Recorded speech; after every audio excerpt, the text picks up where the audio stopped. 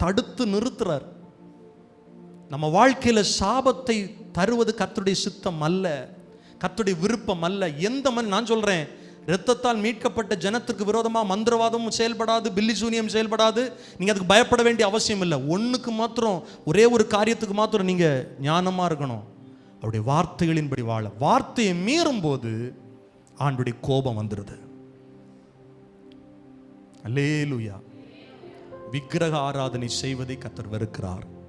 விக்கிரகங்களுக்கு படைத்ததை புசிக்கிறத வெறுக்கிறார். இதெல்லாம் ஏன் வருது அப்படின்னா, அந்த மாதிரி பழக்க வழக்கத்தில் இருக்கிறவர்களோடு சம்பந்தம் கலக்கும் போது வந்துருது. ஆமாவா இல்லையா நான் சொல்றது? பைபிள் எப்பவுமே பிராக்டிக்கல் தான். கர்த்தர் வெளிப்படையாக தான் பேசுவார். ஆண்டவர் சொல்றாரு, உனக்கு உன் மேல எனக்கு கொஞ்சம் குறை இருக்கு.